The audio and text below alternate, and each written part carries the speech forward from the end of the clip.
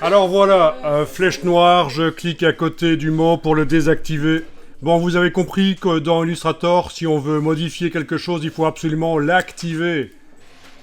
Là, je clique à côté, c'est le désactiver, c'est l'équivalent de sélection désélectionner, mais on n'utilise jamais cette fonction, puisqu'il suffit de prendre la flèche noire et cliquer à côté là où il n'y a pas d'objet, et ça désélectionne tout.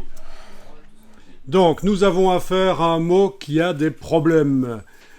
Eh oui, il y a des problèmes, ce n'est pas professionnel comme typographie, comme caractère. Est-ce que certains parmi vous peuvent imaginer ce que sont les problèmes de ce mot? Au niveau des espacements entre les caractères, on a l'impression que là, c'est assez serré.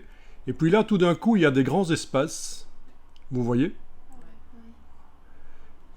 Et donc, ça, c'est une des choses les plus importantes dans les logiciels Adobe. On va tester ça. Vous allez chercher menu fenêtre, texte caractère, ou alors vous faites le raccourci clavier commande T ou CTRL T sur le PC.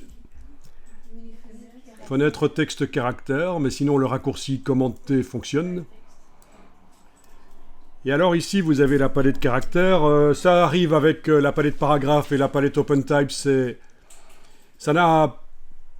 pas vraiment nécessaire. C'est pour gagner de la place sur l'écran que ces trois palettes sont réunies ensemble. Donc vous vous occupez pas de ces deux palettes paragraphe et OpenType.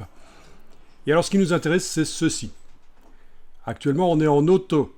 C'est-à-dire qu'on est en métrique. Oui, c'est quand on est en automatique, approche de pair, P-A-I-R-E, automatique, ça veut dire qu'on est en métrique, et nous, on va passer en optique.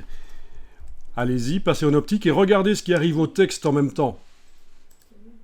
Ah, ça n'a pas marché parce que je ne l'avais pas sélectionné, c'est malin ça. Avec la flèche noire, je le sélectionne. Voilà. Je fais la même chose. Voilà. Ok, donc à la place de métrique, optique, voilà. Métrique, optique. Vous voyez la différence? Donc en principe, ça fait en sorte que le mot fasse davantage bloc. Ça fait en sorte que le mot, on ait l'impression qu'il est plus correct typographiquement. Et c'est tellement facile à faire, il faut y penser juste parce que d'origine, les logiciels Adobe n'enclenchent pas l'approche optique, le crénage optique. Alors, il est possible qu'il y ait encore un ou deux problèmes, c'est pas grave. On peut prendre l'outil texte et cliquer entre deux caractères qui, à votre avis, ont un problème d'espace par rapport au reste. Et alors, avec ceci, on va pouvoir gérer l'espacement entre ces deux caractères-là. Donc, outil texte, j'ai cliqué là, et je modifie. Et alors, je vais enfoncer la touche Shift pendant que je modifie. La touche majuscule, parce que ça va plus vite. D'accord ?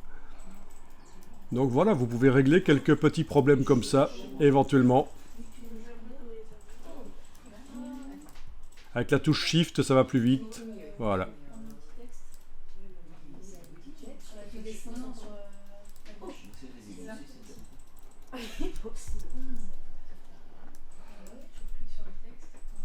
Et quand vous avez fait ça, vous enregistrez le fichier sous...